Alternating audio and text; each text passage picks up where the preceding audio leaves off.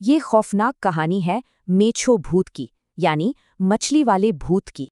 और कहानी की शुरुआत होती है इसी एक रहस्यमयी चेतावनी से। तो एक सरकारी अफसर तपन अपने परिवार के साथ एक अंधेरी तूफानी रात में बंगले पर पहुंचते हैं। रास्ते में उन्हें नदी किनारे भुवन जैसा ही कोई बहुत तेजी से चलता हुआ दिखता है। लेकिन बंगले पर तो भुवन पहले से ही मौजूद था और वो कहता है, मैं तो वहां था ही नहीं। अब अगली सुबह मामला और भी डरावना हो जाता है जब कीचड़ में कुछ अजीब निशान मिलते हैं। भुवन एक डरावनी बात बताता है, ये निशान नदी की तरफ नहीं बल्कि नदी से आ रहे हैं। तो सवाल ये था कि ऐसे उल्टे दिखने वाले पैरों के निशान आखिर किसके हो सकते हैं। भुवन समझाता है, ये निशान किसी ऐसे जीव के हैं जिसके पैर ही उल्टे हों। पर इतनी चेतावनियों के बावजूद परिवार इसे गांव का अंधविश्वास मानकर टाल देता है।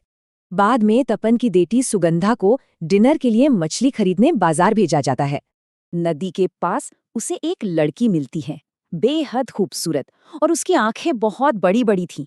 वो लड़की मुस्कुराती है और एक बहुत ही अजीब सा सवाल पूछती है। सुगंधा बस एक पल के लिए दूसरी तरफ देखती है और वो लड़की पलक झपकती ही गायब हो जाती है। जब तक सुगंधा बाजार से लौटती है, अंधेरा हो चुका था और अब माहौल बदलने लगा था। पहले तो सड़ी हुई मछली जैसी तेज बदबू, फिर एक परछाई और फिर एक फुसफुसाहट। एक धीमी सी आवाज, मुझे मछली दो। और फिर वो आवाज तेज और गुस्से वाली हो जाती है, तुम मुझे मछली नहीं दोगी? डरी हुई सुगंधा सब कुछ वहीं छोड़कर भागती है और सीधा घर के दरवाजे पर आकर ही रुकती है। लेकिन खौफ अभी खत्म नहीं हुआ था। देर रात सुगंधा की माँ को रसोई से कुछ आवाजें आती हैं। वो किचन में जाती है और जो देखती है उससे वो पूरी तरह सन्न रह जाती है। उनकी बेटी सुगंधा फर्श पर बैठी थी और कच्ची मछली खा रही थी।